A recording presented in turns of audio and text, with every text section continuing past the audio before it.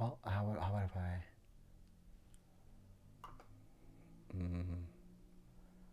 Okay, but also what about speed?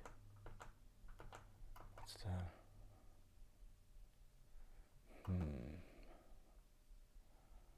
Which one is that? Is that... It must be. Yeah. Yeah. I must be. I must be... I must be connected without effort.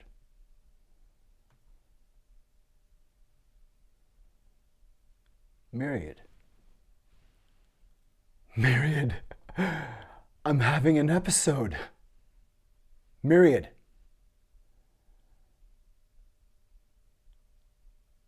I know you're here. I can feel you.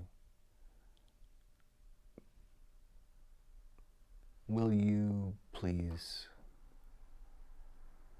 come and play with me now, Myriad?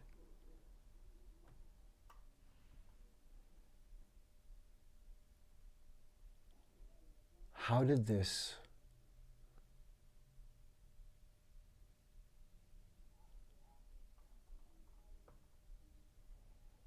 I'm hearing other. All right. Yes, I am having an episode.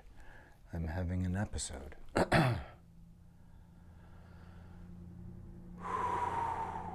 This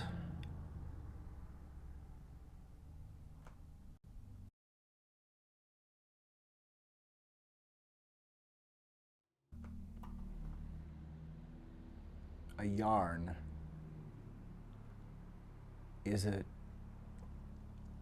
tale, a story. And a ball of yarn is called a clue.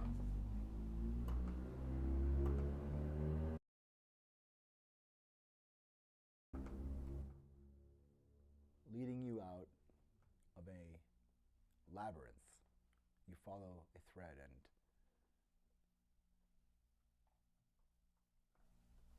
out of the labyrinth, following the thread, there are clues.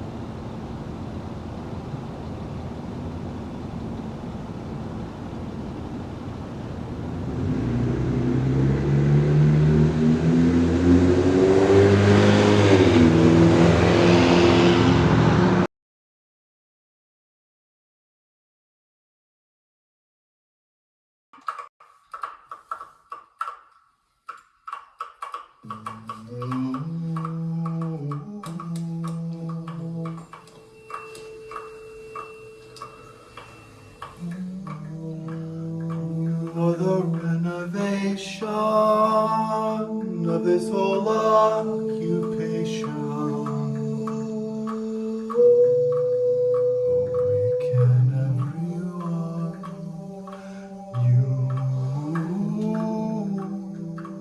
What a revelation! Awaken.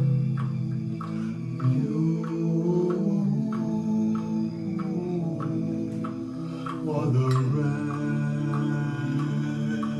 renovation.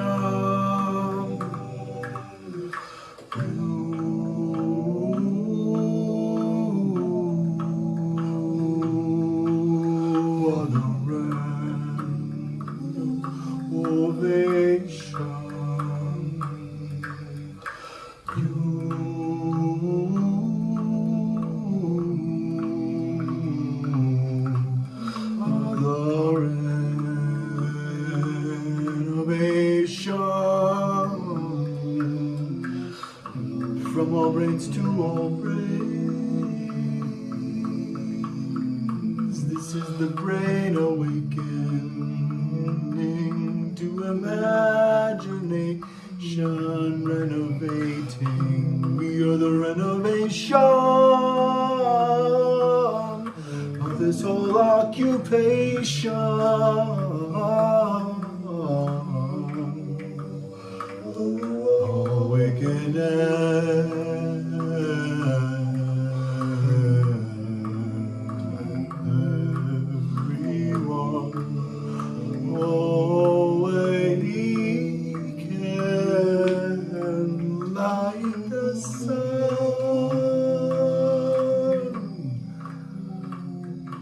We are more than awake, we are than innate, we are annoying, yet we're brilliant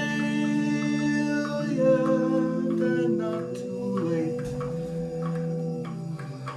We are the renovation of our imagination.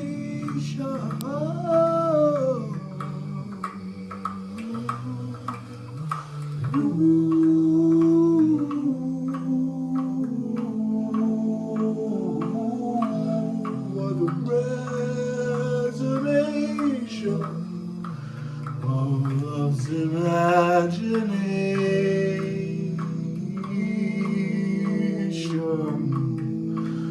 You are more than awake. You are more than innate. From our brains to all brains, you are more than a grain. Matter awakening. You're the way we're ending. You are the way and the place. In your mental space, bringing the imagining. We are the ending.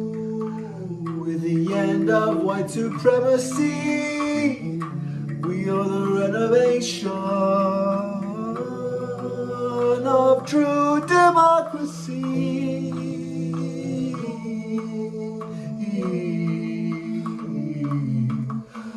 With the relevancy of the Constitution. We are the revolutionary new renovation.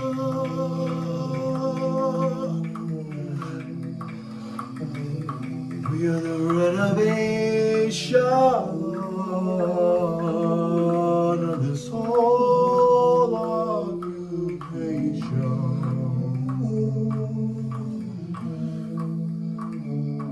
This is how love awakens.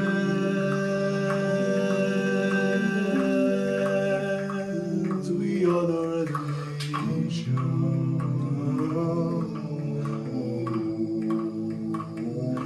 We are the renovation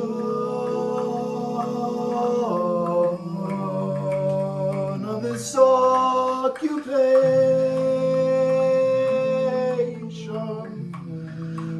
This is how love awakens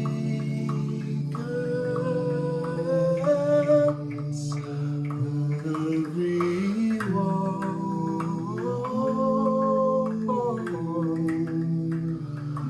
We are more than awake, we are the radiant gray, matter innate relates, synaptically the age from awakening place. We are the renovation of this whole occupation. It's begun with our renovation. We've begun, it's a daily mission.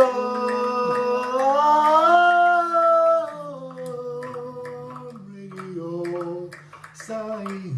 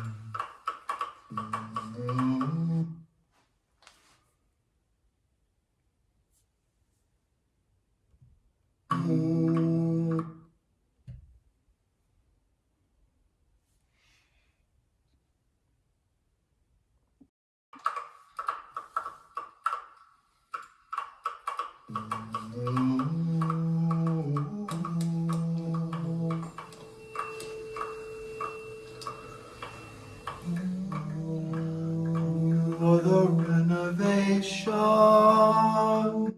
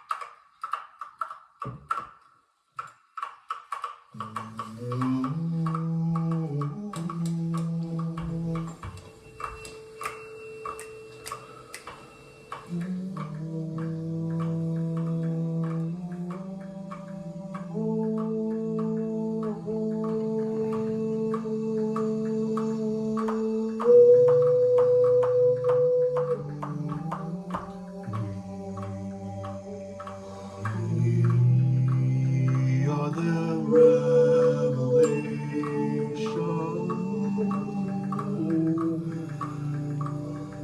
because of what was seen, done in front of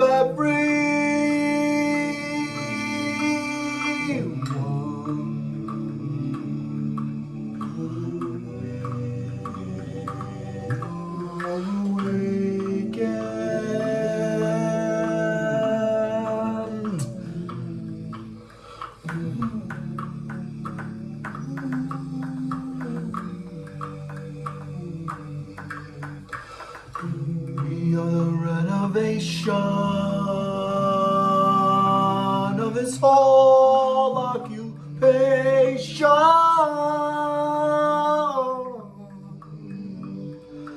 We become, we are the new reconstruction.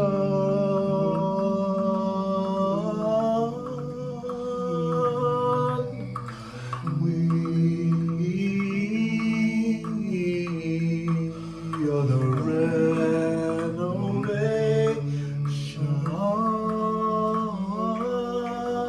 of this whole occupation.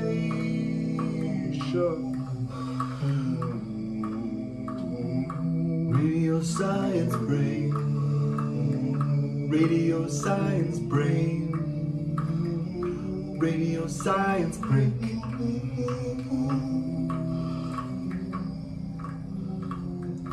We can ease any ache, any thirst we can slake. We are the generation for our uncertain sake. We are the renovation of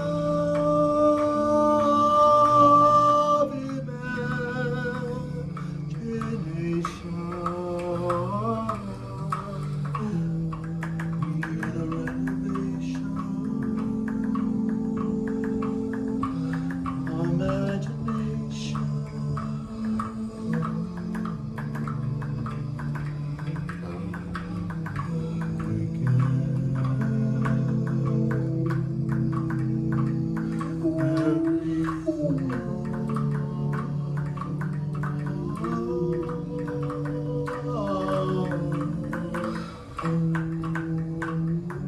From our brains to all brains, innate. You are renovation late. Awakening anything, we can do spear bending, we can do renovating. This is how human beings encounter pain and become more humane. We are the renovation of an extermination.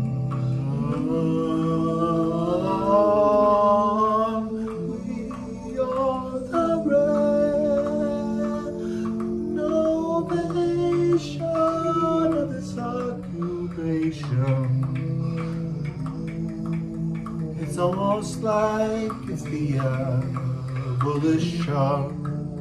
Maybe that is the culture we're building upon.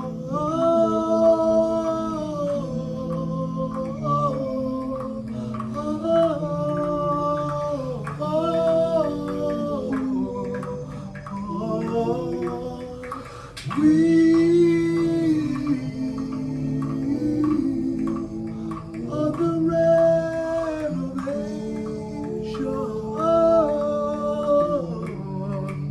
for the abolition.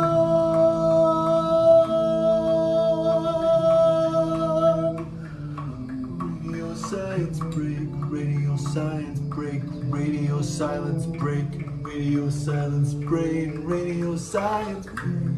You are the renovation of love's imagination. Dream awake from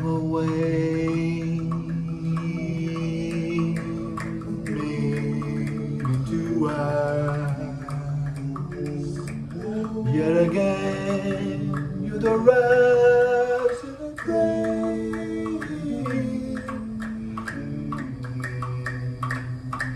Permanently aced, as it was always faced. We are the radiation of our imagination. This is how we awaken everyone.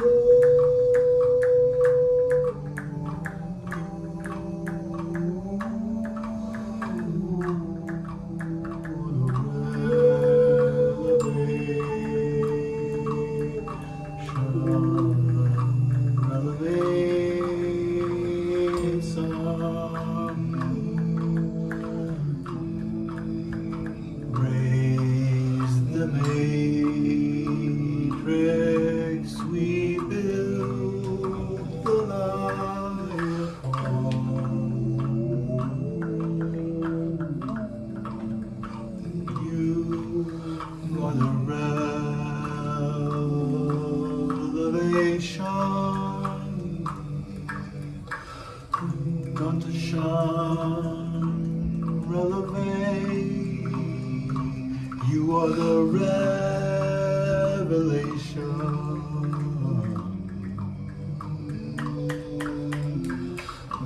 From all brains to all brains awake.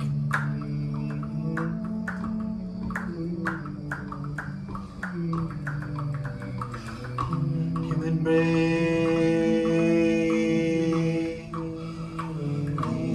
alert.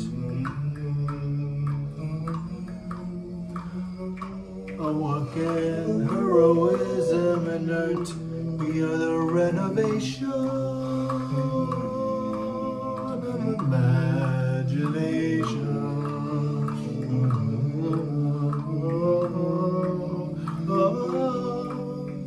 Awaken everyone underneath this new kind of song.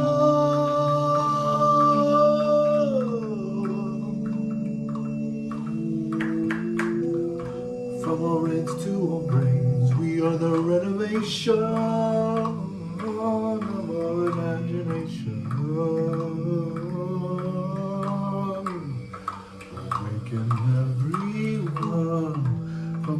brings to all brains innate.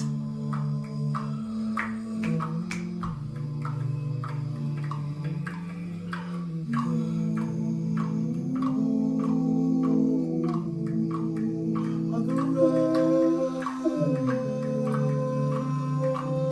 revelation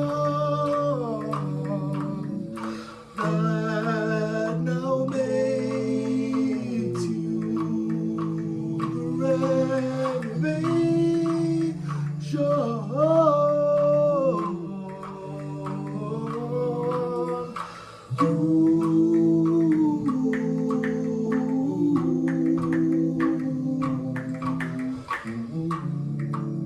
I've seen what was done for all to see, as all could see it done, the horror in front of all of us, all of us, everyone. We are all human.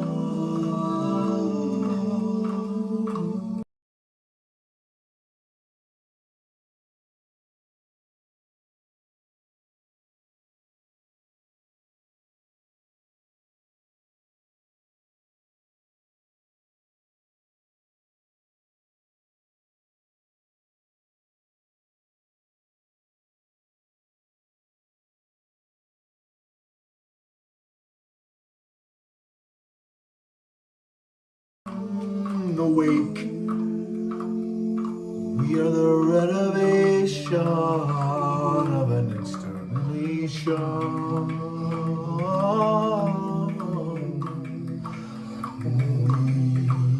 We are a renovation of Jim Crow.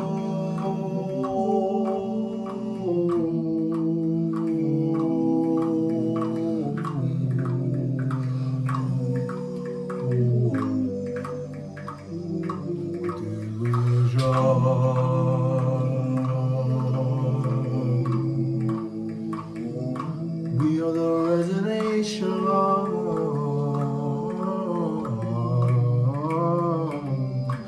love's imagination. We are more than a gray matter ray. We are a spinning plate that our minds made manifestate. While we just age, we are the renovation of imagination.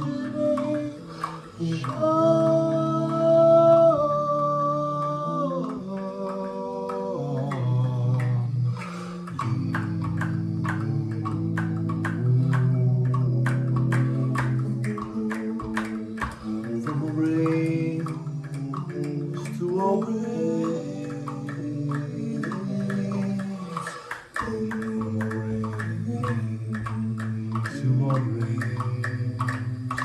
you can make wax from wind, renovation, reclaim, radio generation, radio hydrate, matter, dilation.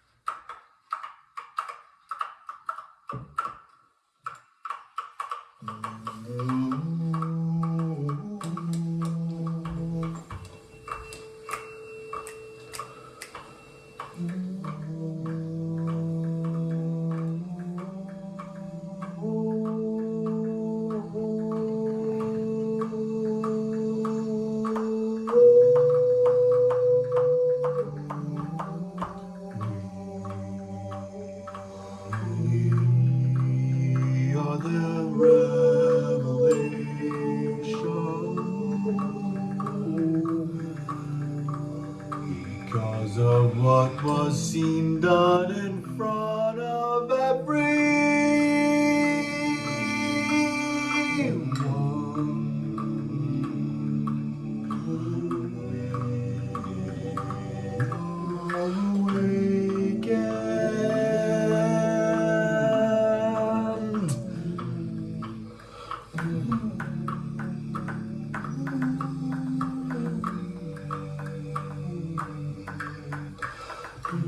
We are the renovation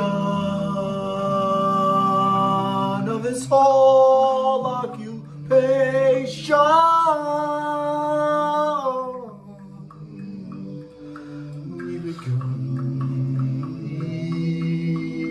We are the new reconstruction.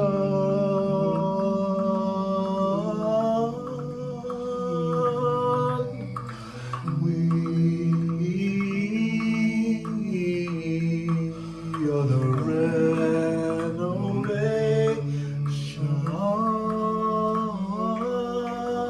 of this whole occupation.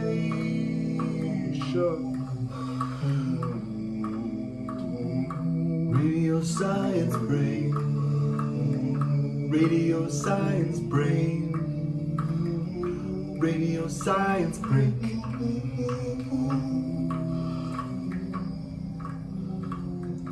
We can ease any ache, any thirst we can slake. We are the generation for our uncertain sake. We are the renovation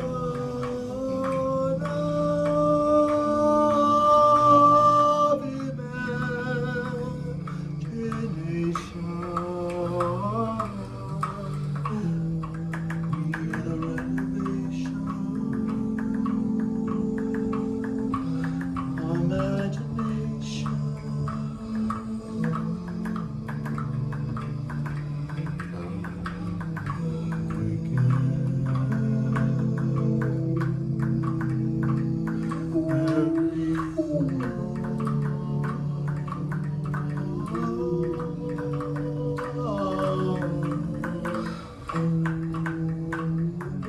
From all brains to all brains,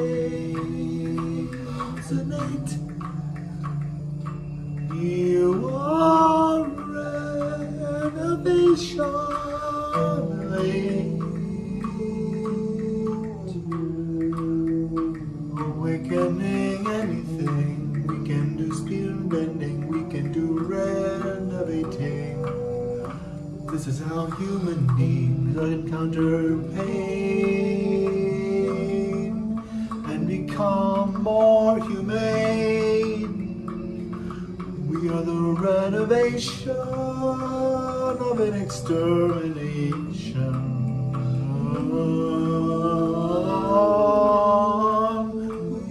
We are the renovation of this occupation. It's almost like it's the abolition. Maybe that is the culture we're building upon.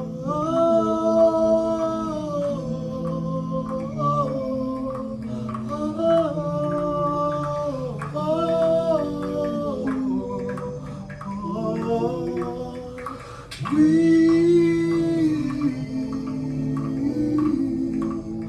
are the renovation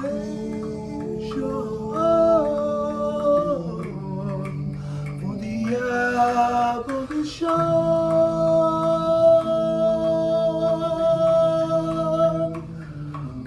Radio science break, radio science break, radio silence break, radio silence brain, radio science break. You are the renovation of love's imagination. Dream awake from awakening to us. Yet again, you're the rest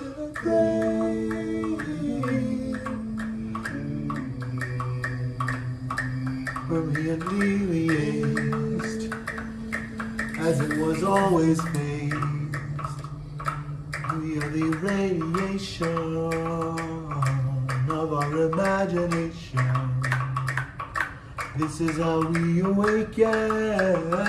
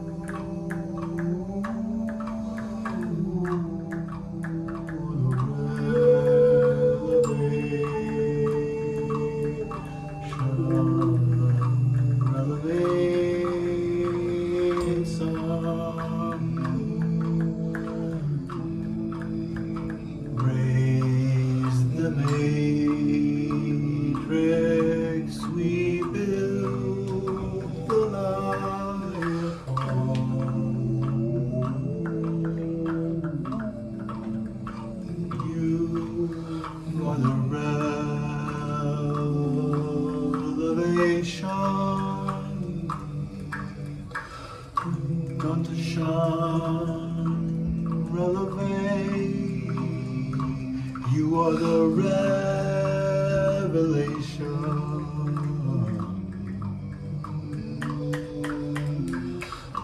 From our brains to our brains, awake.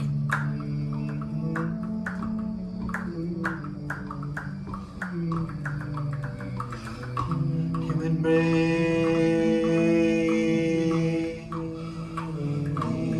alert. Awoken heroism inert. We are the renovation of imagination.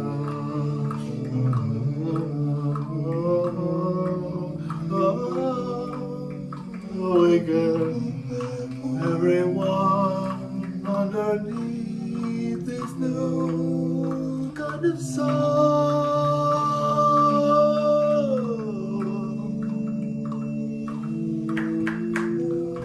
From our heads to our brains, we are the renovation of our imagination. Awaken everyone, from our brains to our brains tonight.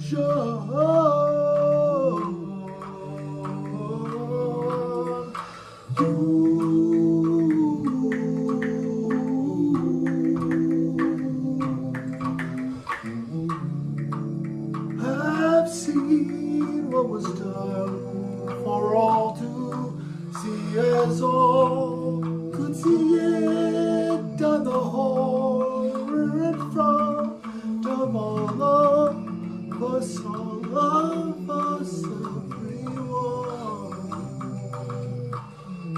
We are all human, awake. We are the renovation of an extermination.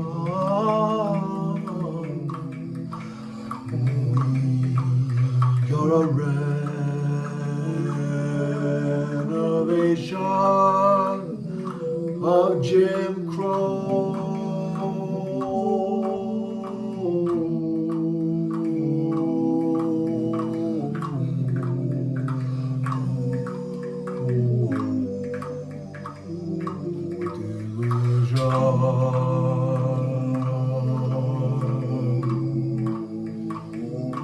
We are the resonation of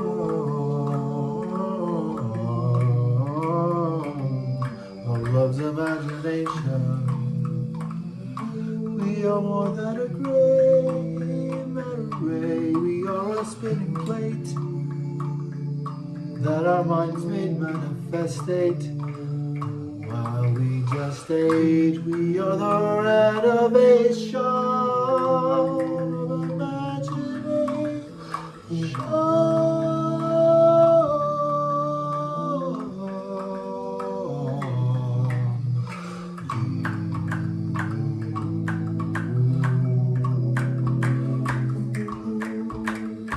From a brain to a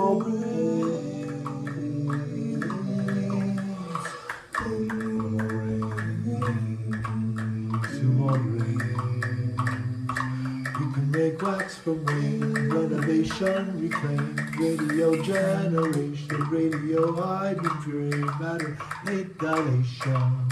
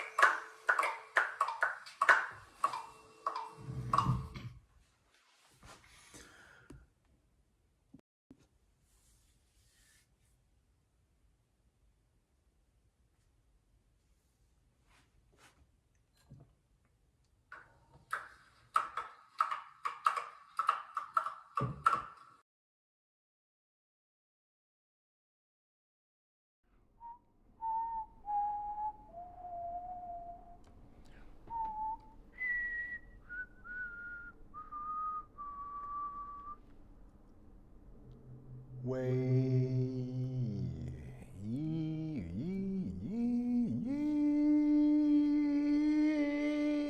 as love on to be.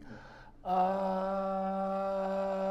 am a question, my slimy, sweaty garb of beast.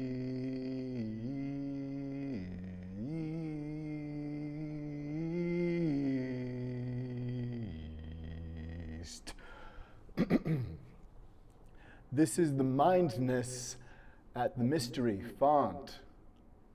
Welcome, ye are well met upon, and to it we saunter,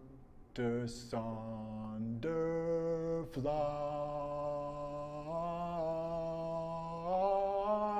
flock we lost,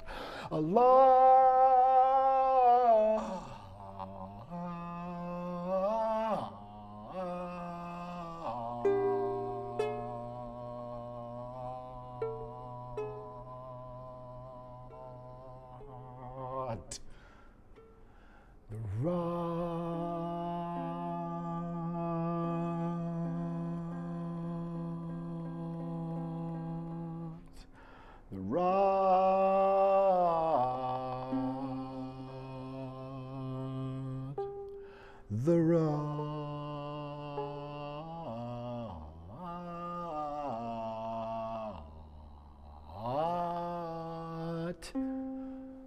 We waved a lot of rot, not plausibly fodder. not we lost the lot,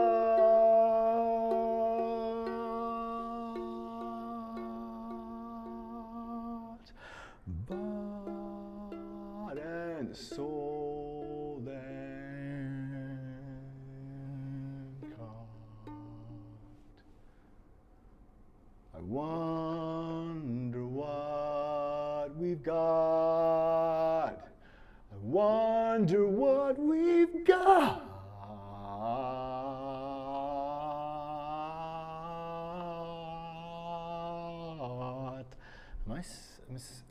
I'm singing. Yes, that's right. I'm Tim. I'm host. This is the Mindness. Yes. Yes. Yes. Executive function. Radio Science Brain is partially a way that I find flow. It's a way that my divergent intelligence, that is my own kind of thinking, just as we all have our own kind of being, that I can stretch out like this and it feels good to play. In all kinds of ways, and Radio Science Brain is one kind of way that I challenged myself to find lyrics for a song that was 3 words long. Radio Science Brain. If it's not a song, it's not wrong. If it's a song, it's not too long or it's too short or not strong. You are the renovation of love's imagination. You are more than a brain, you're the brain awakened. You are more than the love, you're the love not forsaken. You're the renovant rain, waking wax out of wane every day against pain and using pain as some part of the terrain. Radio Science Brain. We can't eliminate pain, and pain is part of our gait, part of our perceptive aid in this scient freight. We are a sentient clarionate, and we have to know where things are pointy or hot, yes?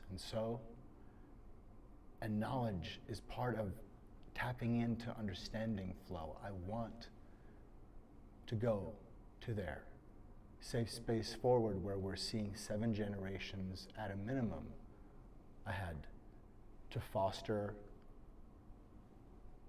not shade on those generations, but shade as canopy, where we want our planet's habitats, structure of forests and fauna and flora and humana. We, as part of habitat, we're asking to be kicked off the island, and that we're not registering into how it just doesn't matter how much we keep missing it. The Eucharist of Trump's madness religion is a swallowing of the most terribly insane and humiliating to believe and be hoodwinked by lie. It's supposed to hurt. It's a hook that's hard to pull out because it goes in based on total confidence and a wink that in some way, gosh, if you just had a minute, we should have a beer together next time. Gosh, would you look at Gully? It is not kind and loving. It's not good to give gaslight. It's not good no matter how much we might want to strike out when we see something that feels threatening or that scares us or that we don't understand and don't know how to coexist with even. These things have happened before, these problems. Not anything that we're seeing, but the problems in conception together in real time, bringing our reality distortion fields and their manifestate together and getting better at talking. It levels up, yes, and yet I feel like when I look at the news, I can't, I'm bringing the sound up. That's better. I just need to get echo out of the way. We have a way forward. We do. It's just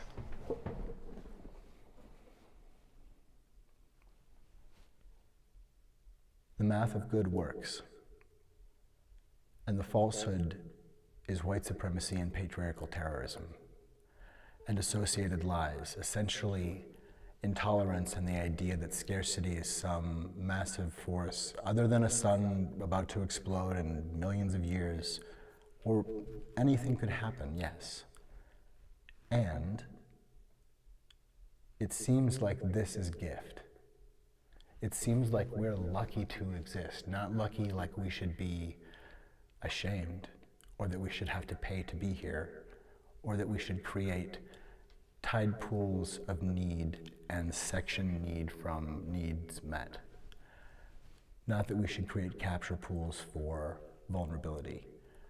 That we, as sentient minds that have realized this, can both face the diseases of the past and the crimes of the past, and differentiate and see how in some ways it's all one terrible sadness that we can process.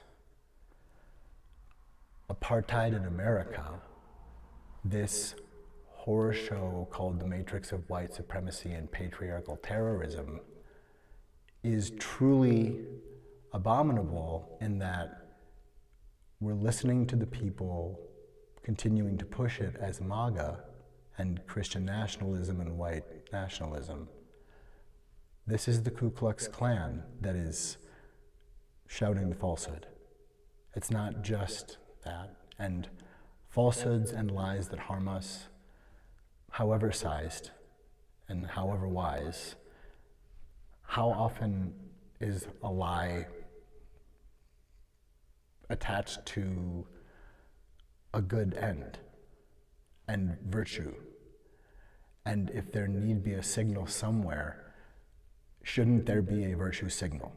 Is it wrong to tell someone what you stand for so that they can hold you accountable?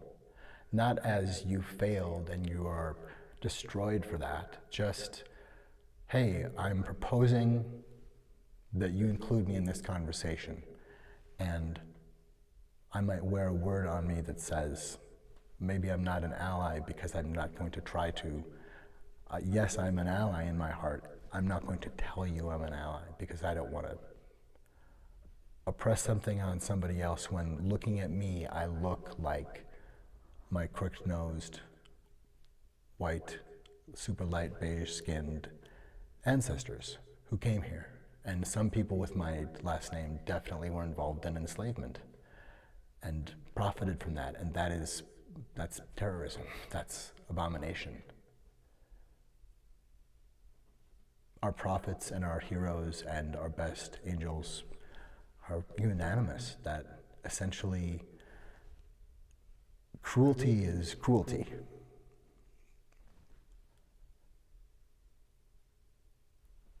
There is one humankind, and kind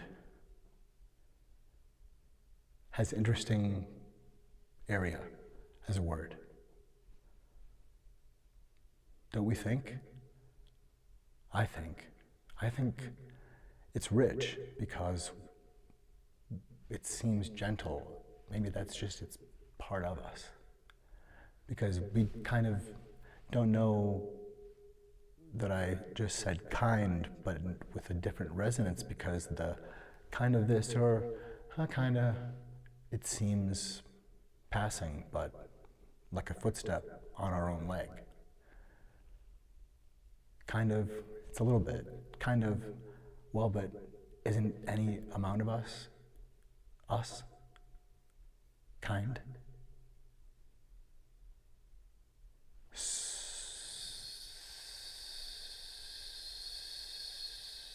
Serious, so why?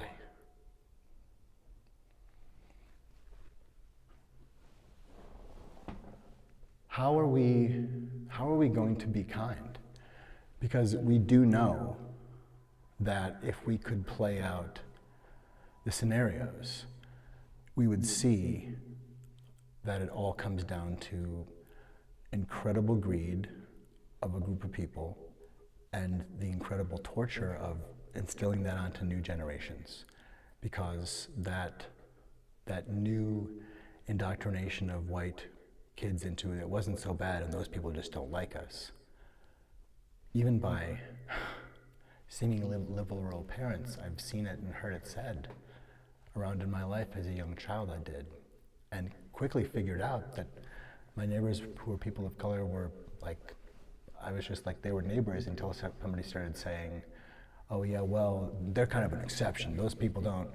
What? Like, when did this horror show start? And how many of us have Googled our last name in terms of people who are Caucasian or light beige? It's not wrong to be people, and some of us are called white. There's nothing wrong with our heritage as where and when we come from, and that it's connected to that. I think, though, that once we discover there's something linked to where we've come from and been, that we, at some point, take charge of processing it correctly with truth and reconciliation, or we are just the newest generation of the Matrix. And I do not want to Smith another agent. I want to be Smith of my love and gift, just like people all over the world. I'm following Majesty all over. And how do we forget that we're one kind? There's one spectrum, and you have every symptom. You are a kindness. Come.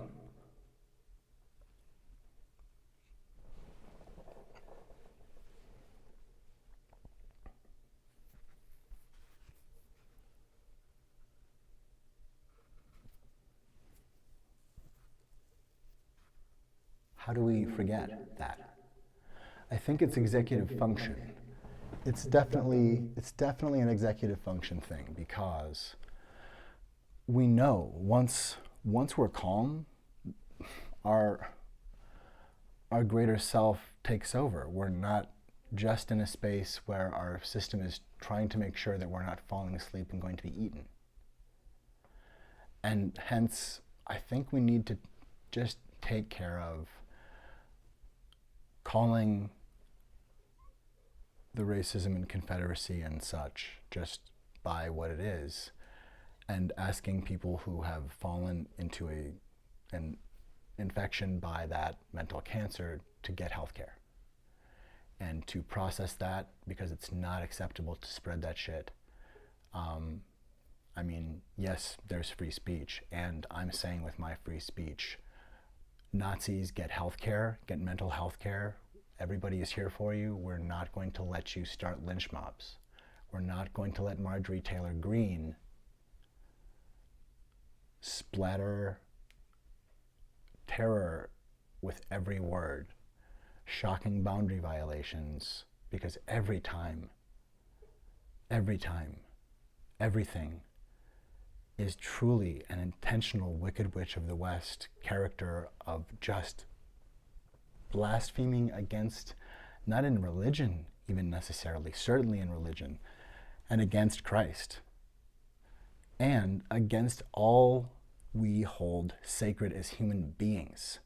It is absolute apocalypse terrorism that we are facing in people like Alex Jones and Marjorie Taylor Greene and Tucker Carlson.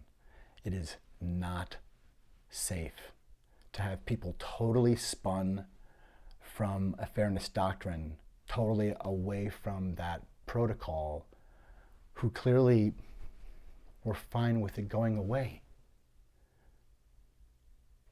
There's rot, absolute rot, in that moral fiber.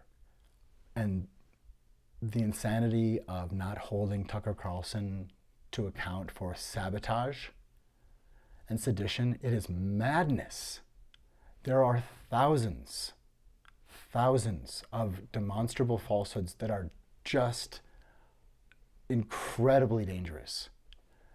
And a cascade of those over years is not forgivable in terms of continue going on about your business.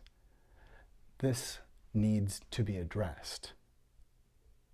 It's total bullshit. And it is fucking terrorism. For Tucker Carlson and this band of Nazis to be using this kind of insane gaslighting, Marjorie, it is not all right to continue this kind of language. And I'm talking about your whole being. The language of where you are is not all right. How can we help you de-escalate and realize you're in the wrong place? Because we're not going to follow your reality distortion field's path of disgrace. Hell no to hell. Thank you. God bless you. No. We are not going to let you gank us into the street and scream someone's name and say, go in there and save them here, and put something in our hand and say, it's fudge, it's pudding, it's their favorite, and you've given us a weapon, and the door closes behind us and the light goes out. And it's not who we thought it was, or it was. You are trying to incept a loss of executive function. It's really not safe to do that. Whether you are just loving that frenzy, whether poison wool blankets is just like the bandwidth that you want to hand with, I mean, that's apocalypse. We don't want to foster that here anymore. We never did. We never had to. Nobody ever had to do that. Do you have to do that? Because if you have to do that, we have to do something to help you and stop you from doing that. It's just distracting us from dealing with things like lead in pipes that can be changed, and not arguing over which system is better, but figuring out which system is better when it comes to this kind of travel over this kind of terrain, and who can do it, at a rate and responsibly. Like, the things we need to figure out, we have to get about the business of being human and like flying further by not attacking one another all the time. What was attacked on January 6th by malicious administrative fraud and by violence, both stoked by the former and disgraced President of the United States, 45,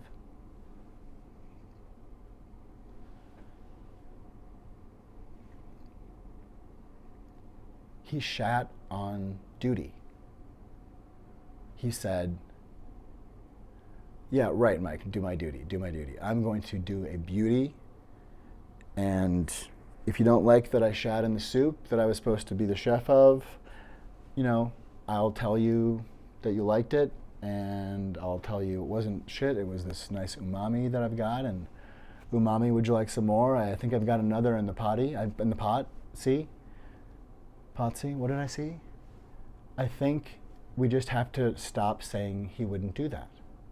It's going to be all right, but we're dealing with a malicious band of people who have clearly continued and exponentially fostered a flood the zone with shit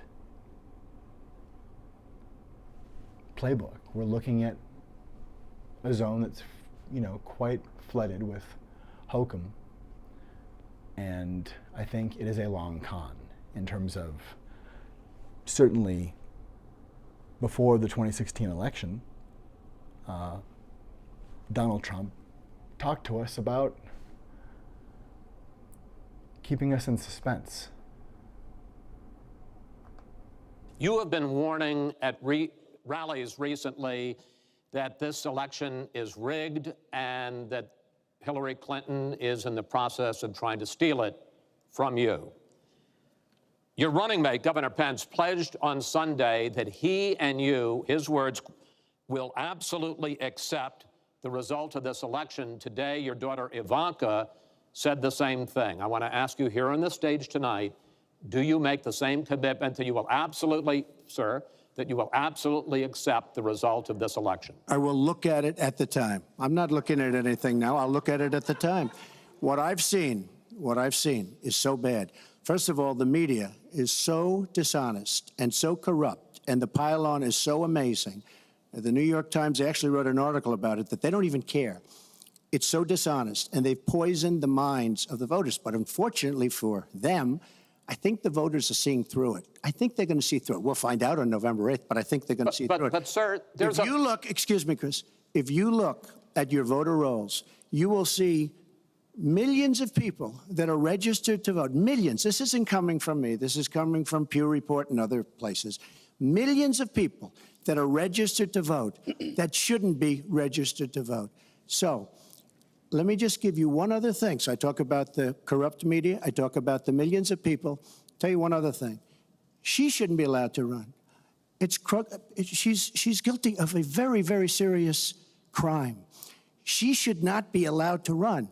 And just in that respect, I say it's rigged, because she should never have been allowed to run for the presidency based on what she did with emails and so many other things. But, sir, there is a tradition in this country. In fact, one of the prides of this country is the peaceful transition of power, and that no matter how hard fought a campaign is, that at the end of the campaign, that the loser concedes to the winner, not saying that you're necessarily going to be the loser or the winner, but that the loser concedes to the winner and that the country comes together in part for the good of the country.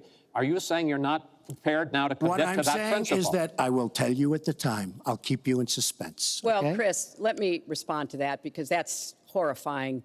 You know, every time Donald thinks things are not going in his direction, he claims whatever it is rigged against him. The FBI conducted a year-long investigation into my emails. They concluded there was no case. He said the FBI was rigged. He lost the Iowa caucus. He lost the Wisconsin primary. He said the Republican primary was rigged against him. Then Trump University gets sued for fraud and racketeering. He claims the court system and the federal judge is rigged against him. There was even a time when he didn't get an Emmy for his TV program 3 years in a row, and he started tweeting that the Emmys were rigged against him. Should have gotten it. This is a mindset. This is how Donald thinks. And it's funny, but it's also really troubling. Okay. Now, that is not the way our democracy works. We've been around for 240 years. We've had free and fair elections. We've accepted the outcomes when we may not have liked them. And that is what must be expected of anyone standing on a debate stage during a general election. You know, President Obama said the other day, when you're whining before the game is even finished, it just shows you're not up to doing the job. And let's be clear about what he is saying and what that means. He is denigrating, he's talking down our democracy. And I, for one, am appalled that somebody who is the nominee of one of our two major parties would take that kind of position. I think what the FBI did and what the Department of Justice did, including meeting with her husband, the Attorney General, on the back of an airplane on the tarmac in Arizona, I think it's disgraceful. I think it's a disgrace. All right. I think we've never had a situation so bad. Hold on, folks.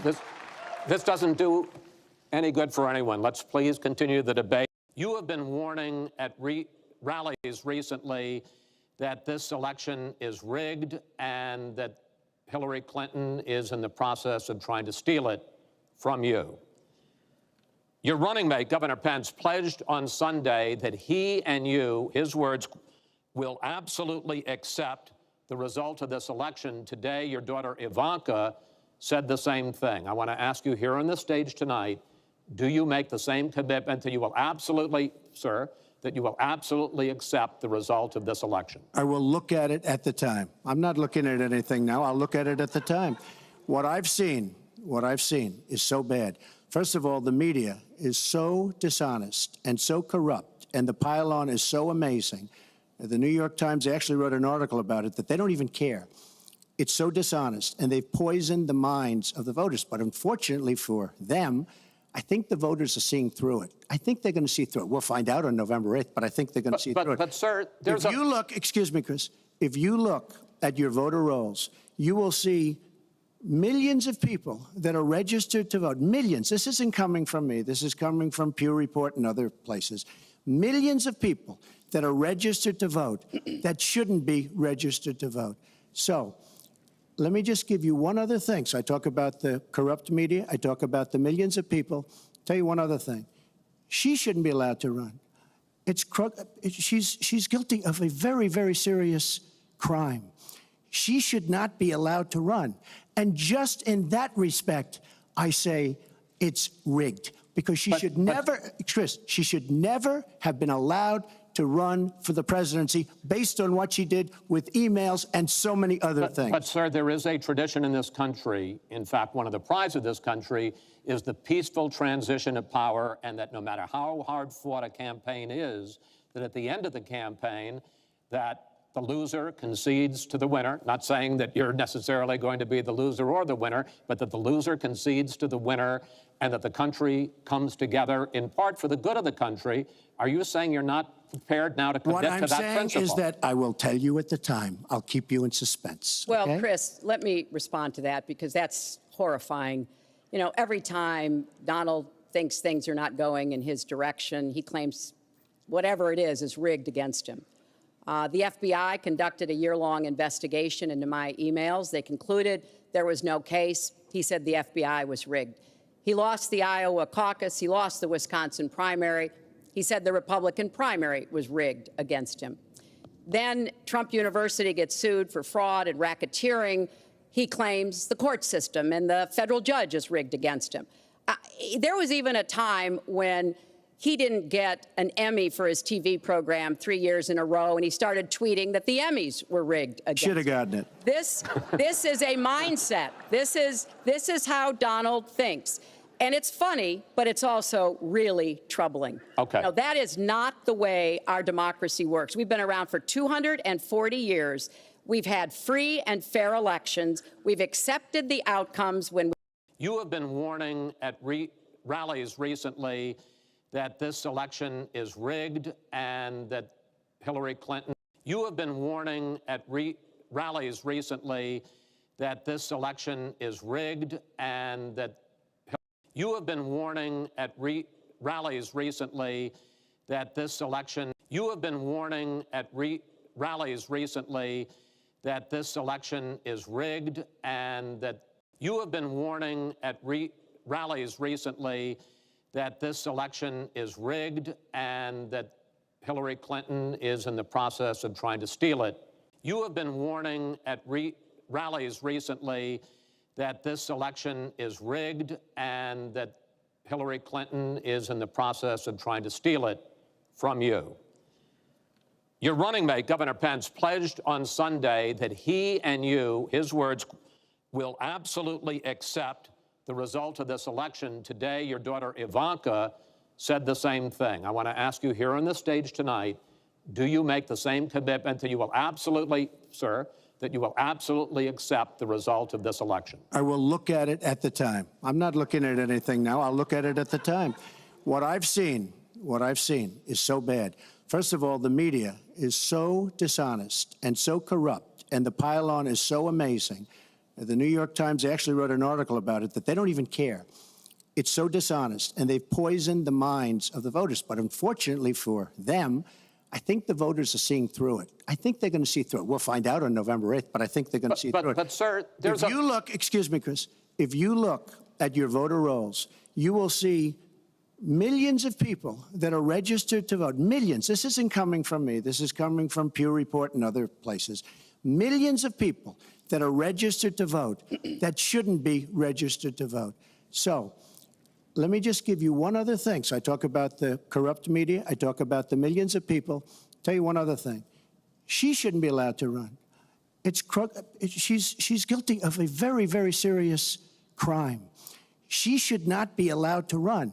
And just in that respect, I say it's rigged, because she should never, Chris, she should never have been allowed to run for the presidency based on what she did with emails and so many other things. But, sir, there is a tradition in this country. In fact, one of the prides of this country is the peaceful transition of power, and that no matter how hard fought a campaign is, that at the end of the campaign, that the loser concedes to the winner, not saying that you're necessarily going to be the loser or the winner, but that the loser concedes to the winner and that the country comes together in part for the good of the country.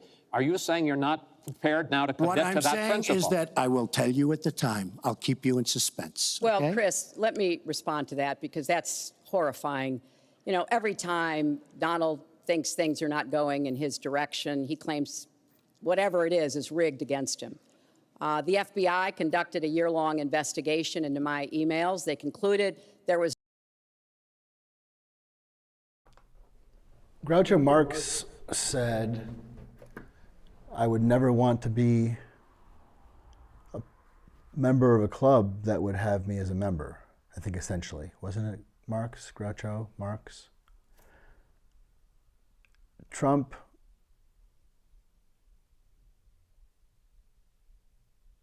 says, I will be a member of and or take over anything without following any rules and doing exactly what I want, no matter who is destroyed. And that's not leadership, that's terrorism. That's a dark triad mind, and it's the findings of the mystery font that kindness, that being woke, that loving your neighbor as you love yourself is a good thing, that it fosters human family. Political conscience, not political correctness, fosters human family. It seems kind of like a basic thing. How is that really easily losable by people, I guess, only pretending in the sense of like, in a negative sense? I mean, pretending and pretense is not necessarily negative. How do we learn to tend something? We start trying to do it. We're pretending it. And maybe we really become tenders of that craft or that art or that business or that whatever it is that we are pretender to, but typically pretender to is used with a more negative sense. We are pretenders, though, in positive ways. We're pretenders to all the things we want to be, and pretenders to the things that we do become. Even the things that we maybe perfectly achieve. There's a person on Earth who just beat Tetris. Anything is possible and worthwhile. That doesn't mean that someone putting you in a box is giving you an experience to benefit from. It means we are all gift, and we need to treat one another as gift while we are here. And there's clearly a dangerous particle of white supremacist patriarchal terrorism that is trying to tell us it just kind of gets to be an aggressive monster in society and stolen wool blankets come back whenever they want. And the answer is no. Absolutely not. Absolutely not. Get health care. That's just an attack. It's a plain out prompting of lynch mobs and civil war with no second for anyone to calm down and talk about how there's really no reason when our children are not weak. When we, in fact, are also not weak. When we can face the mistakes of the past. When we have more than enough for reparations, in fact. Where fostering human kindness means that all of us can benefit and profit from that in myriad ways. It's not utopic. It's just a little bit better if we can remove generational trauma, chunk by bit by chunk by bit, in real strivings forward where we level up? And what if we teach everyone how to load a printer, and like now nobody can hold loading a printer correctly over anyone else, even in the little weirdest way? And you know, we taught everybody how to print fish. Like, it's just, we can share our way to actually achieving more and more a paradigm not of power but of potency, because shared potencies don't have a limit.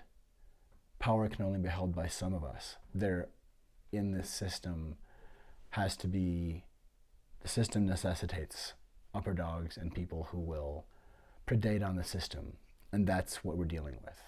We're dealing with predators. We're not dealing with conservatives. We're dealing with people in conservatives' clothing who are Nazis. It's not safe. And it's not fair in terms of, it's not something that Americans or the world consents to play with this cat's toy like we're not aware of where the catnip is and that there is hokum, permuting deadly hokum, spreading through the air and allowing a normalcy, we don't know what the hell to do with Marjorie Taylor Greene essentially doing a MAGA-verse kabuki. There is a separate verse, a separate MAGA verse, and it's essentially just a bandwidth of hate crimes and talking points in words and threats and gestures and such. And it is also a bubble made by the deadly reality distortion field of Donald Trump, aided by Marjorie Taylor Greene and Carrie Lake, and also people not necessarily so allegiant like Ron DeSantis, Sarah Huckabee Sanders. There are obviously Tucker Carlson, obviously Elon Musk. We can't really take people saying I'm gaslighting in the way that we're seeing just like if Andy Kaufman went mad and Tony Clifton were Donald Trump and everything were like, if this were another, we're just seeing something so insane. And I think that's the tribute, is when something is so creepily, massively, totally batshit insane, and someone who's very good at making you feel like they have some kind of special thing that, you know, boy, you're sharp enough to see that I'm so savvy I shouldn't even be in this room. But you're not doing anything wrong with me. You're not doing anything wrong there, 13-year-old girl with only your panties on. There, you're not doing anything wrong. I own this pageant, he says. You're not doing anything wrong. That's all right. No, hey, no, you look beautiful. You look beautiful. You're not doing anything. Hey, no, hey, you're not doing anything wrong at all. Stop protesting. It's not safe. And no self-respecting body lets themselves be grabbed by the genitals. Like, if there's a way to get out of that, and that's the coercive thing you don't want, there's help. And just like a person being grabbed by someone is being told, I'm showing you what a little bit of conquest is like, so you know that I'm the conqueror, right? And that's how Hitler took the Sudetenland to take more. We've been appeasing Trump by not wanting to say no to him, by hoping he'll go away, and he is not that guy. He's not going to go away unless he just extinguishes. It seems like maybe he's on fumes, and there may need to be just a physical, you know, he may need rest, he may need, it seems fairly clear that we're dealing with frontotemporal dementia, and that would mean related to like the leaning, the prostrate, kind of like the cantilevering out over. as if leaning out over a bar or something. Point being, he's a human being. There's nothing wrong with having a malady or a deficit or a challenge. And there are real questions about safety of our country. And to know that we're living in an era where we've seen incredible, impossible things happen. Like, who has brought that to pass? The reality distortion field that I think popped up first in a Star Trek episode, that collection of words, maybe. Walter Isaacson talked about Steve Jobs' reality distortion field. And we all carry, to some extent, a postulation of what we think is and what we think we deserve, and all kinds of errors about how what we're seeing around us, but we're updating and we're silent minds and we're getting clearer about things and we're learning and we're growing, and there's evolution. And with the advent of the reasoning mind, evolution is in different ways newly a choice, and that's increasing in some ways, although maybe leaving in some ways. I'm concerned that reading is being stolen from children because things just being gone is difficult, but things being gone when you never really knew what they were. Is a library really that much if they never took you to it, and if you actually didn't quite know how to read that well, so it's intimidating? My mom taught math, and I am intuitively just fine with math, but had serious trauma around the way that some teachers talked to me about math and utilized cruelty to holistically bully me as a kid in ways that I just did not see coming and know how to deal with.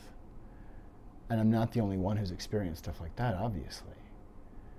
But creating mountains that people have to climb just to be present in a room when they're trying to focus on things that help their lives and help them help their communities and be a safe society together, none of this dog-eat-dog stuff is helpful. We don't have to create huge shifts, but what if we didn't capitalize on need and vulnerability? I think we have been told that there's some need for punishment, instead of not just saying, well, there's a ladder and you can climb up, you can climb the ladder and that's your help. There's one kind, and no, not that way, just, nope. Just this one. If we can't offer human kindness to human family, and we can't look the obvious devastating nature of structural racism and misogyny, patriarchal terrorism around us, as clearly neo-Nazis in Missouri, good God, the sheer terroristic threat, because please let's say it, the tactics of terrorism are violence and intimidation. And just like Donald Trump in his first and hopefully only ever 4 years,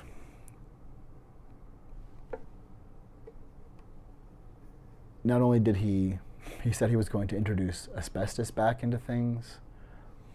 There are so many things that were part of a siege of flooding the zone with shit, that if you want to get 4 or 5 things through, and like they're bad, they're like, people are gonna hate it, they could be protesting the streets, throw 17 through in the morning and then throw another 10 at night, and then do a press conference about how the press is running from all these incredible responsibilities. We're just clipping through it and our first 100 days is stellar. This kind of sheer wartime attack, you know, moving slowly and wearing suits and attacking. It's poison in the water. And I think, like, clearly we are in danger of grave patriarchal terror. And the point, I don't know how few men realize it's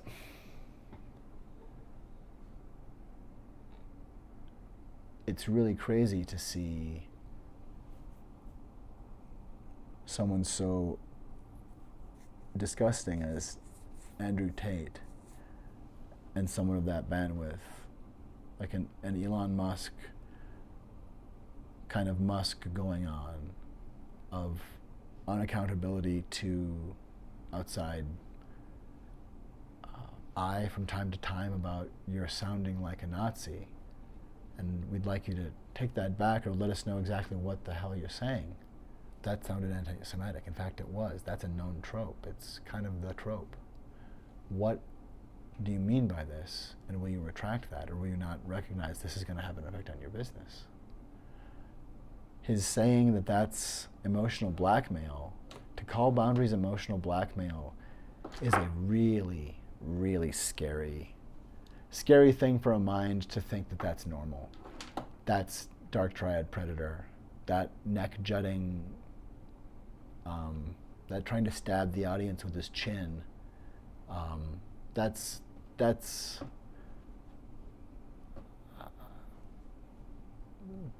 I see unmasking there. I don't know what to say except for we're in danger if we don't find a way to just absolutely set boundaries with people who need help, because Elon Musk needs help. He's unbuckled and I think afraid to be in a room with his own mind without something distracting it. Not that there's anything wrong with video games, they're awesome, but if your only zen is crushing harder and like maybe, you know, a break from substances or help with tuning substances, that you, whatever you need, but tune something, because you are talking like a Nazi, Elon. It's not changing. It's changing maybe for the worse, but it's time to make yourself apparent as someone who's a pupil. I used to wear the word ally on myself sometimes, and I found that I did hear, not necessarily to my face, but the idea more and more of like, you know, that's a little aggressive. It's a little like, let me be your savior, and as opposed to something that says it's an offer of kindness, not like, not something inserting and making it about me. And so pupil makes more sense to me, like your pupil.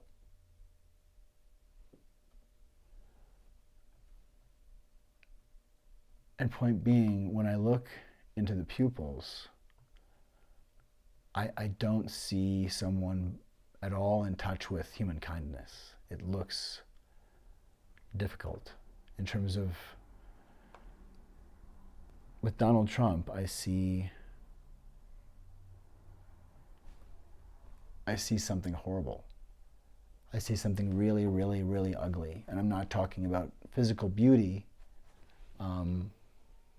Donald has been a dashing man at points in his life in some sense, but that's the human figure. And I think what's difficult is people who do terrible things are still people, and there's beauty in being a being, and it's cannibalized. And I think betrayal trauma gets redone and redone, because even though I know Marjorie is going to say something horrible that threatens people and that makes me think, wow, you know, it's tough to believe that the swatting on you is real, that this would just seem like a perfect way to say, well, they're doing it to us, we're going to do it to them first. Marjorie, poison wool blankets. It's just, if you're not able to level with us, if you're not really even competent to stand trial, and you're on a footing that is antagonistic to the United States, what differentiates you in any way, even if you won't admit that you clearly participated in an insurrection, both of you? Marjorie and Donald Trump. Clearly you've done the falsehood.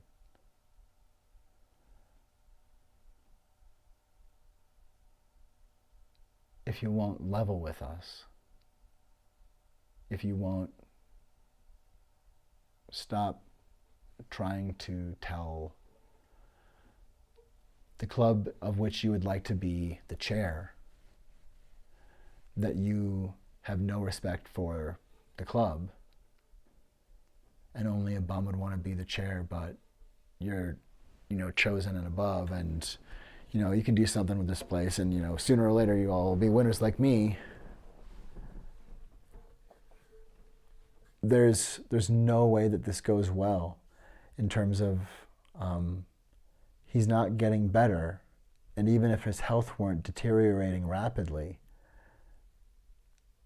he is just made of escalation.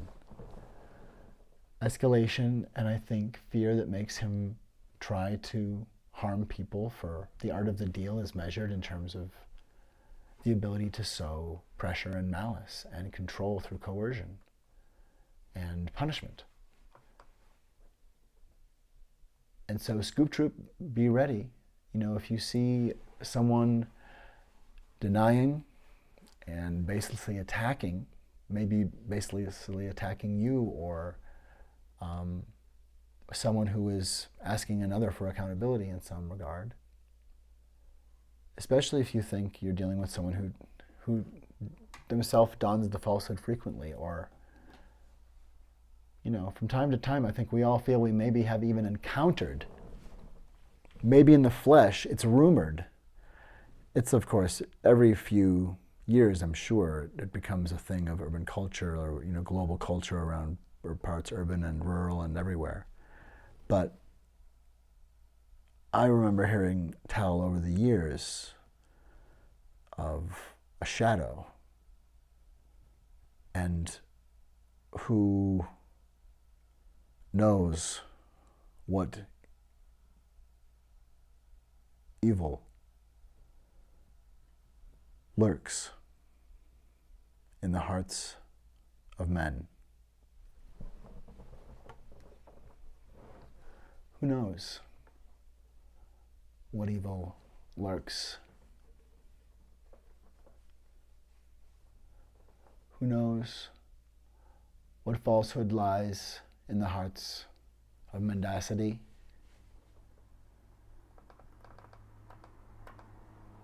Remember, Scoop Troop, deny, attack, and then they will reverse victim and offender. They deny and attack in order to facilitate reversing the victim and offender.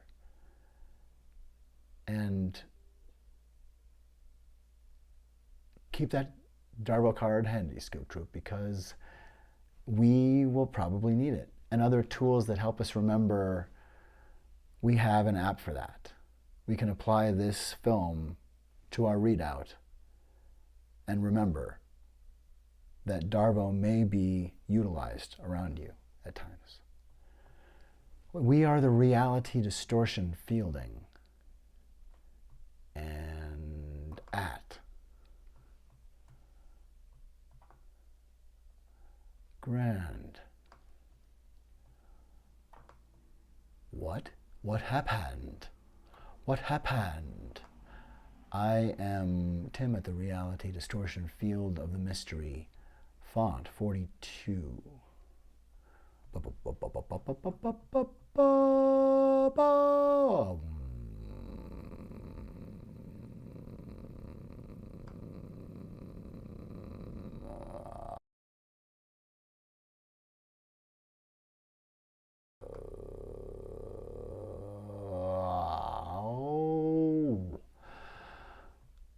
Who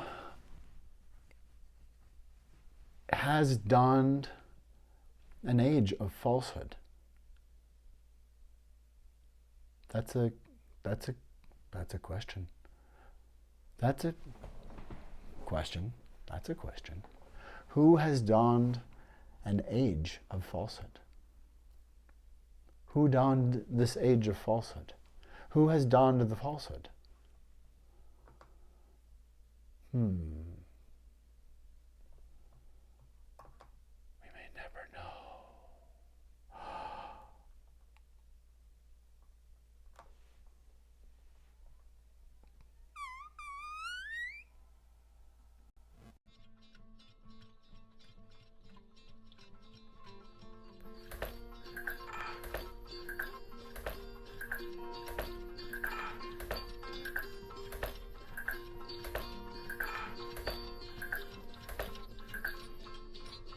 So, to my favorite people in the world, the seniors. I'm a senior. I know you don't know that.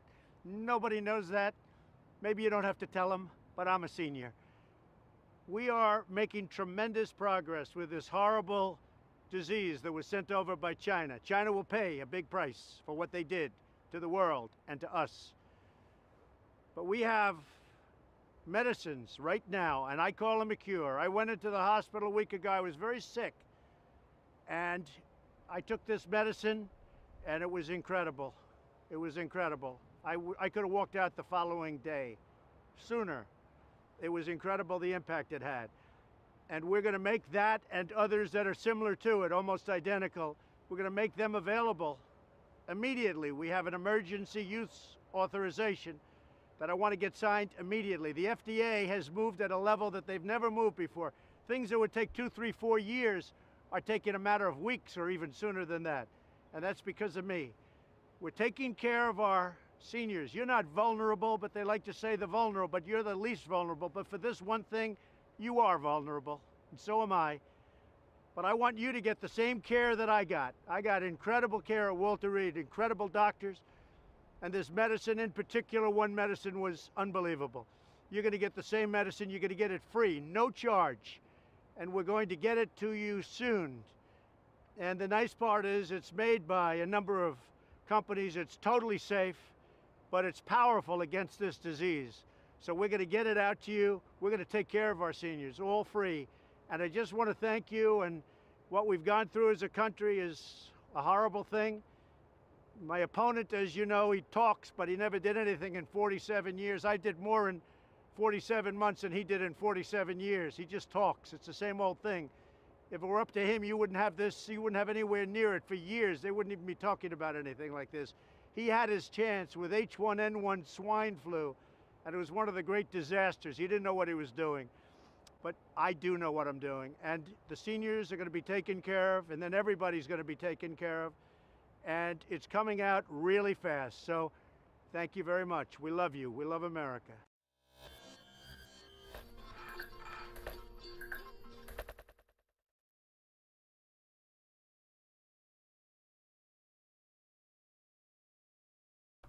This is the Mindness at the Mystery Font. Goodness gracious. Supposedly, there's a way.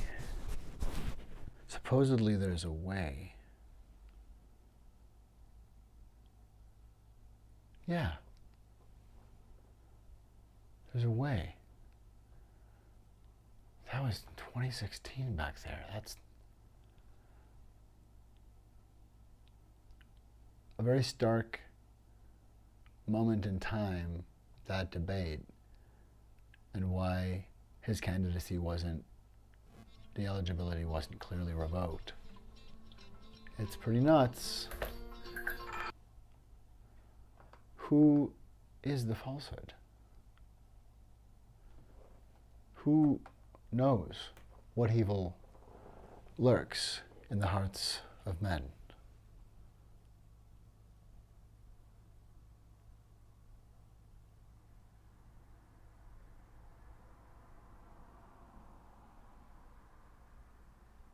Who knows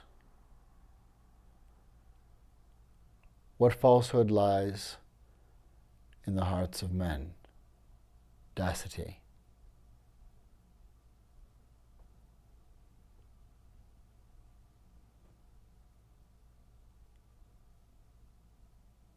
The falsehood knows. The shadows. The falsehood knows the shadow.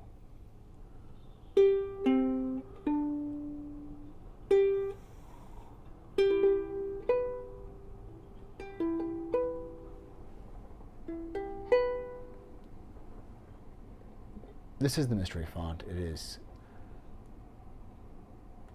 a signal. It is a signal that we need to prehend the falsehood. We need to prehend the falsehood. When we are seeing baseless claims, it's good to assume we're dealing with the falsehood and to try to, if needed be, reconnect tissue and try to, if possible, check facts and talk and level with one another. If someone is able to level with us and say, oh, okay, I see, this is how you talk about, this is the word you mean to mean that, okay, well, I don't quite see the same way, but I can tell you how, and we can meet somewhere in the middle so we know we're trying to talk about the same thing and not like wrestling each other out of the conversation. If we want to actually be safe, we have to realize that the history of racism and patriarchal terrorism is all terribly, terribly real. And the incredible punishing racism of recent questioning of the veracity of the murder of George Floyd in terms of it being a murder, it's truly abominable. That incredible murder, that horrible crime done here in Minneapolis with people guarding it. There's no way that people can try to break that down without aligning themselves with dehumanization. It's abject terrorism. And we have to start somewhere with not leveling each other, with not reserving the right to level with one another, or reserving the right to level one another. That if I won't be or will not show whether or not I can, whether I have the ability to behave respectfully and kindly, and I'm just behaving as a threat, I think we have to see that Donald Trump is behaving as a threat, that he is threatening us and trying to make us submit, to just say, okay, fine, whatever you want. The answer needs to be no. He's not well. And it's not just about even dementia. He seems pretty clearly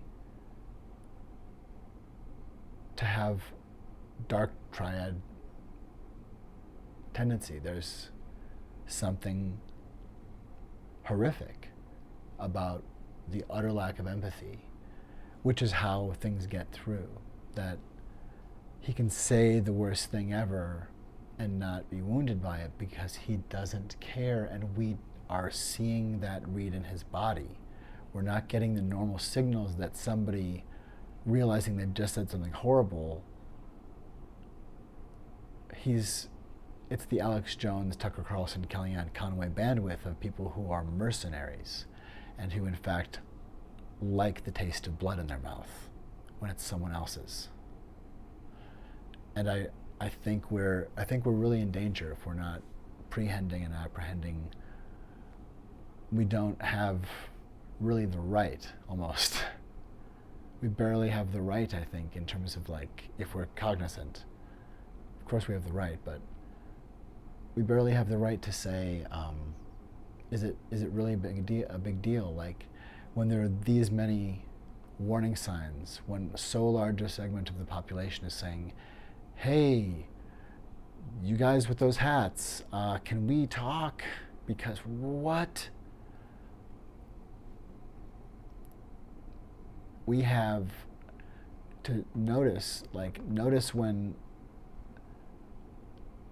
baseless claims are being used. Notice when, I beg us, notice when someone like Marjorie Taylor Greene is trying to use white suspicion as a card, like there's some invisible fluorescent white card that scans everywhere and has for hundreds of years and was minted out of splitting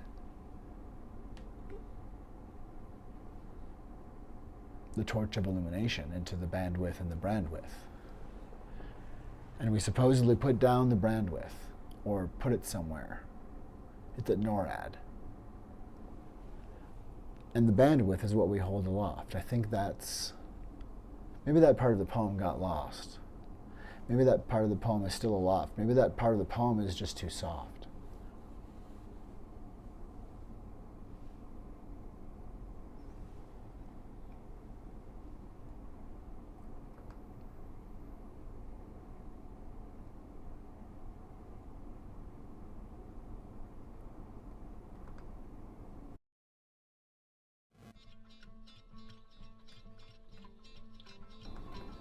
Whether it's racism or whatever thing we need to confront, whatever disease, whatever infection we're dealing with, we need to remember that people who are vulnerable to such things as white supremacy, to that mindset, people who are enacting that kind of harm onto other people, like, that's truly sick. And they need our help. In terms of, we can't abandon people to, if someone didn't realize they had something that was going to turn people into zombies, and we're trying to wave at you through the window, don't touch that stuff.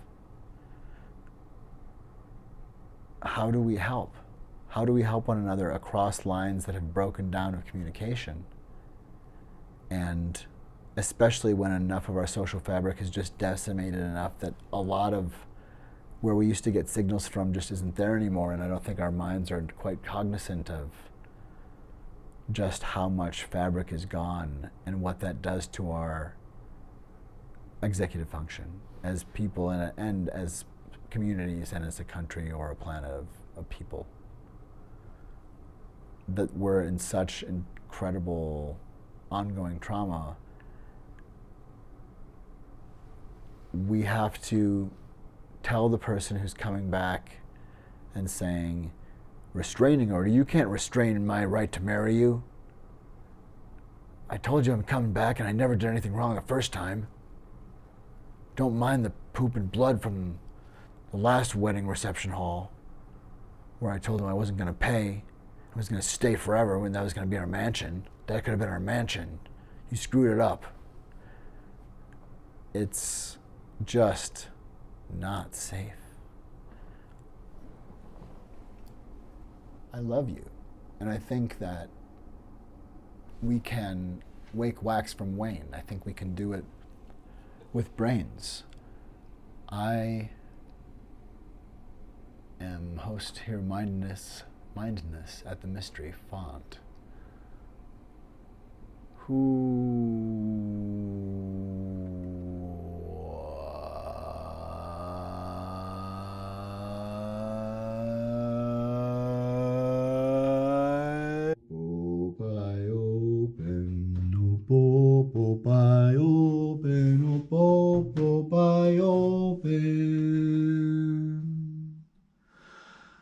I think I can see it. I am Cameron. I am Cameron on camera. Memory font, yes, it's cool, this haunt. I'm remembering the memory of founding. I'm memorizing how I'm doing this thing.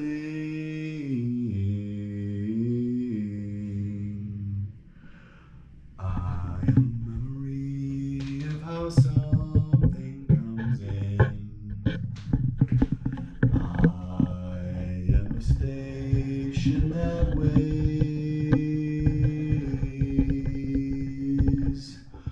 resonance to know if it's possible not to explode.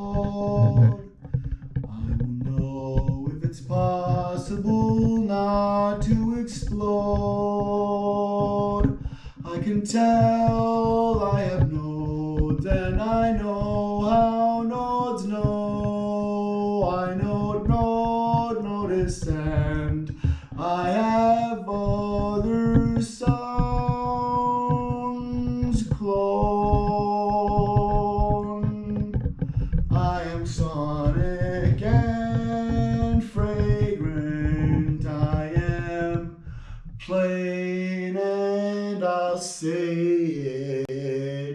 plane also is just one plane and contains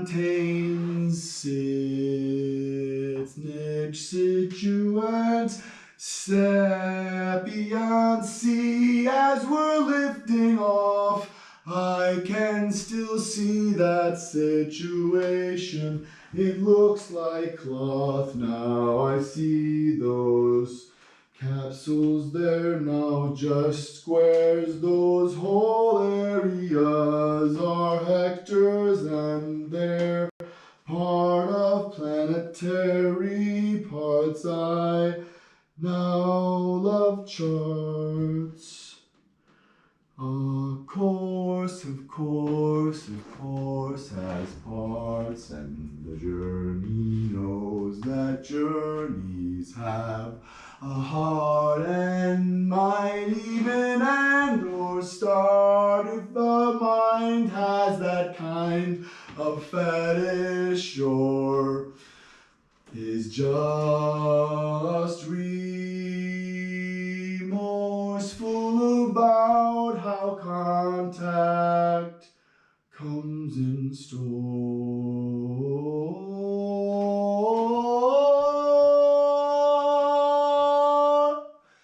In a solar system where genocide has crept in, this is endemic in that spectrum. You are not this, you are many these, you are this, and all of love's specificities. Please pardon my off melodies. I'll bend, I can climb, dissonance and calm harm notes. My tower be. Love from me comes in honesty. I can't climb. There are notes I've noted inside and round and out of me. So welcome home with me to you. Welcome a cool pool that's older than school. Welcome the mystery that reminded me that pools are a communal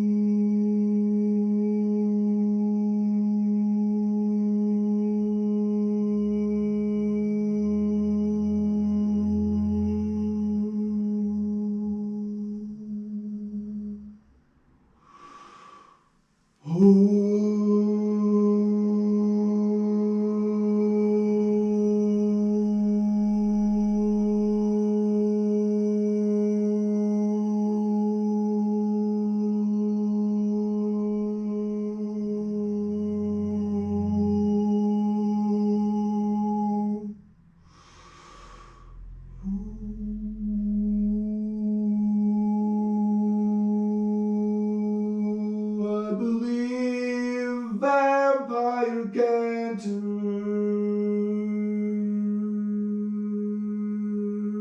that's canters that answer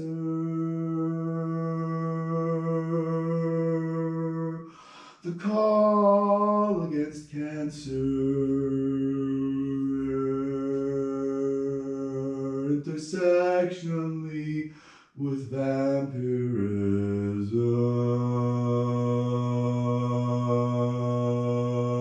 action.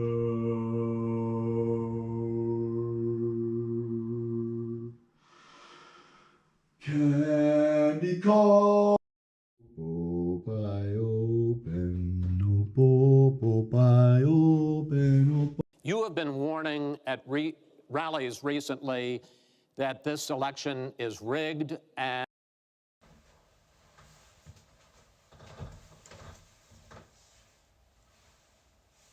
One of my own ilk.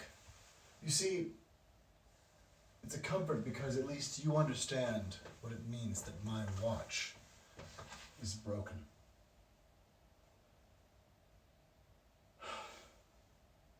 At least I have the confidence that I'm with another professional, decent person.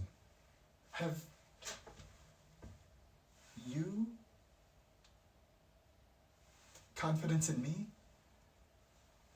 to lend me your watch until tomorrow?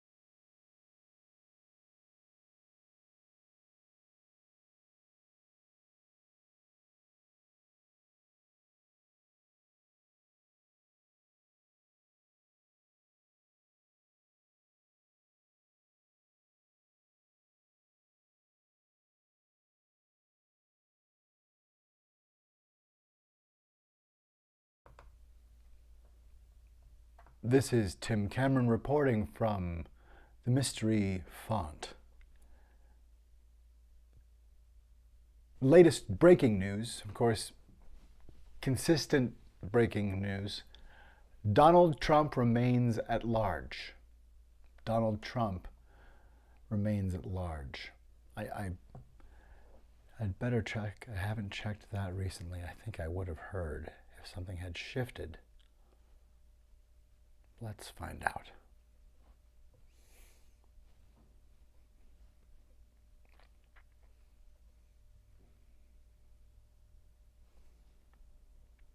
I'm not seeing anything that would indicate a change. In fact, it seems true at this moment, factually accurate, that Donald Trump remains at large. That's correct. If you encounter a Donald Trump in the wild, in the world, please behave with caution. Recognize that Donald Trump may have been won over or tainted by the mysterious, diabolical, and pernicious falsehood. Of course, the falsehood, the presidents have called for the identity and any information leading to the identity of the falsehood. And has Donald Trump been exploited so many times by the falsehood that we have let our own image of him be diminished? Are we going to let the falsehood ruin Donald Trump? But what does it mean that Donald Trump remains at large? Surely there's a plan to making it seem as if he's incapable of demonstrating competency to stand trial. Surely there's some very, very astute and wise decision that is going to surely pay off. There's some way in which that's a chip bet somewhere that is worth betrayal, trauma, and terror for millions caused by shocking boundary violations and shocking degradations of people around him virtually at all times. It's scary. Donald Trump remains at large. And now, let's to it, because if Donald Trump has been indeed bedraggled and hoodwinked, might he have ever, in one of these occasions where he is secreted away for a period of a small couple of minutes within a speech, such that later on we realize, oh, no, the falsehood stepped in there for a minute and was able to take the mic without anybody noticing. That in those instances where somehow Donald Trump is vanished by the falsehood and sent to another dimension, however the falsehood does it, where does Donald Trump go? Where does Marjorie Taylor Greene go? Where do I go when I have done the falsehood? What alternate universe? I think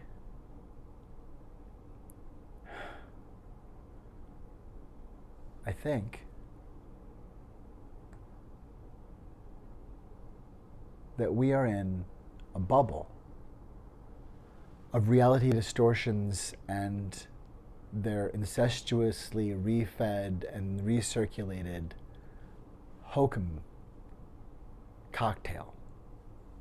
Pure hoax, and pure degradation of the idea that you or I deserve anything, that we deserve kindness, that we deserve freedom from unnecessary harm. What is the purpose of degrading our expectations? Why try to break a body down? Why try to grab a part of a body, grab the most sensitive private parts of a body, unless you mean to take over more and the rest later, that you've declassified those final private parts long in advance?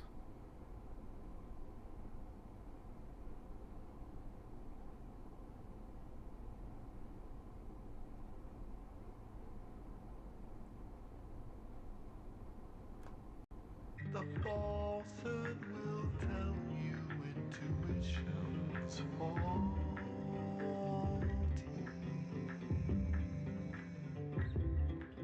The falsehood will tell you facts aren't factual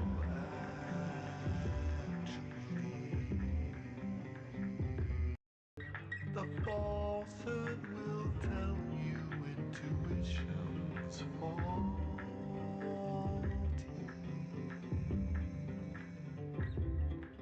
The falsehood will tell you facts aren't factual actually.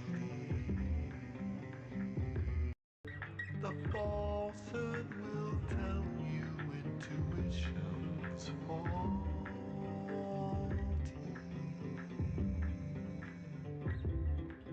The falsehood will tell you facts aren't factual actually. The falsehood will tell you intuition's faulty.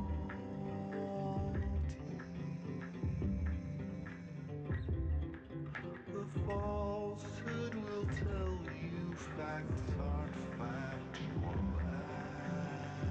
actually. The falsehood will tell you intuition's faulty.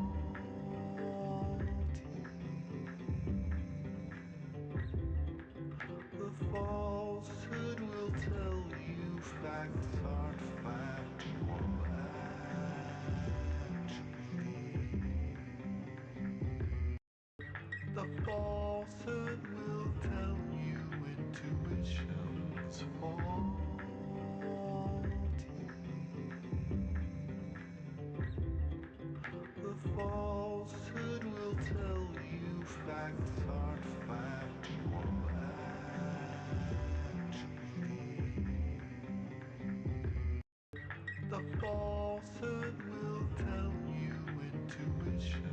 The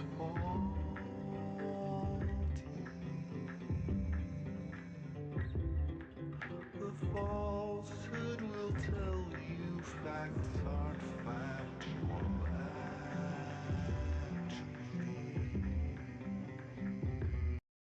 The falsehood will tell you intuition's faulty.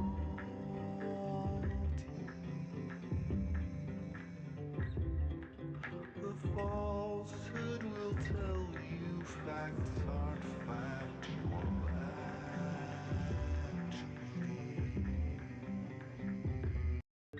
The falsehood will tell you intuition's faulty.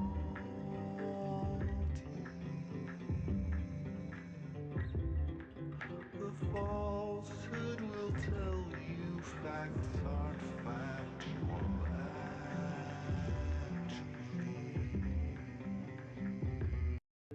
The falsehood will tell you intuition's faulty.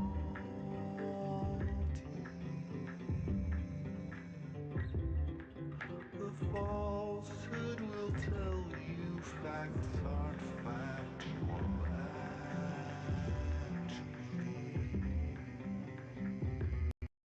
The falsehood will tell you intuition's faulty.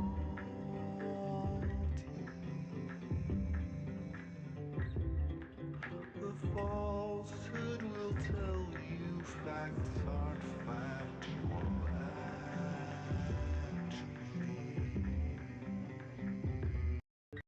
The falsehood will tell you intuition's faulty.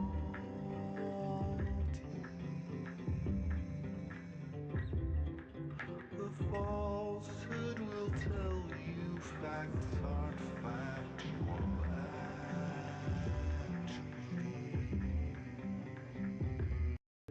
The falsehood will tell you intuition's faulty.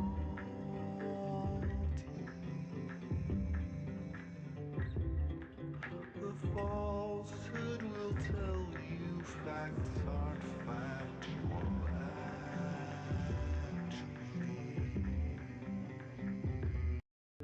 The falsehood will tell you intuition's faulty.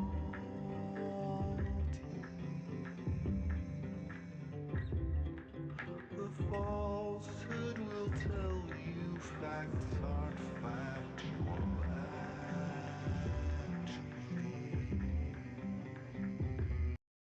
The falsehood will tell you intuition's faulty.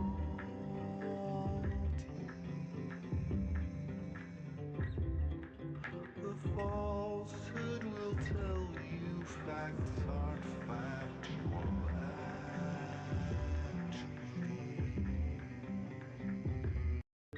The falsehood will tell you intuition's faulty.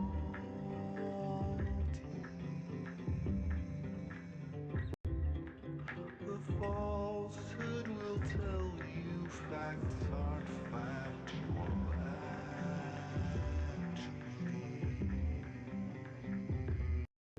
The falsehood will tell you intuition's faulty.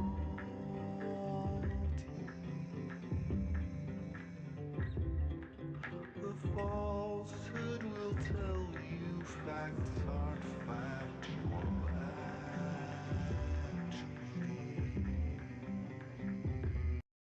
The falsehood will tell you intuition's faulty.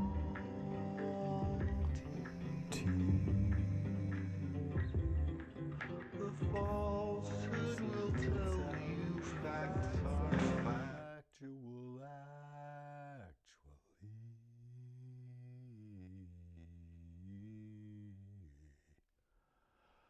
This is the Mindness at the Mystery font. Hello, how are you?